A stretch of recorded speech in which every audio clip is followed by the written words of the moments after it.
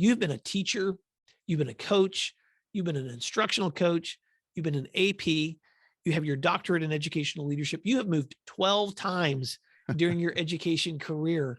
And so I'm just really curious, especially for leaders or aspiring leaders who are listening to this conversation. In every move that you've made, I'm sure there have been lessons. So I want to begin there before we jump into some of the work you've done with new leaders. For someone who has had so many transitions in your career, what advice would you have for those who are considering their next moves? Sure. So to be clear, I've only worked at 6 different school districts in those 12 moves.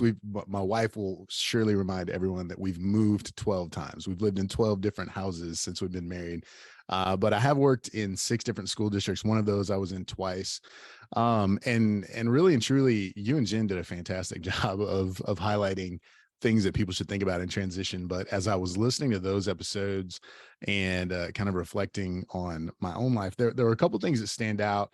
And really in transition, there's 2 pieces, right? There's the part of, I think I'm getting ready to make a move.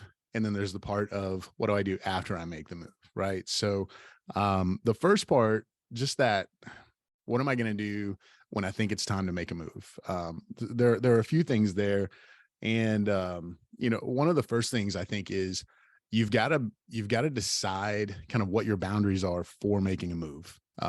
When I was first thinking about moving into an administrative role, the district that I was in at the time, they did kind of a leadership cohort, right? So they'll take 40 or 50 aspiring administrators and put them in a room once a month and coach them up a little bit. And I remember the superintendent, he came into the room and he looked at everybody and he said, look, all of you guys want to be assistant principals. And the reality is every one of you can be an assistant principal next year.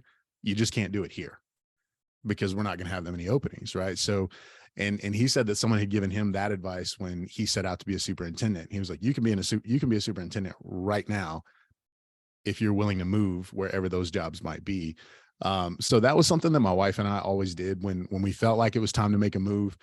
We sat down and really we actually pulled out a map and kind of drew on it and said, okay, these are the places where we are willing to go and look at a possibility of making a move, because there are jobs everywhere that fit the criteria of what I wanted with each one of those moves, but they didn't fit the criteria for what our family wanted or what our family needed.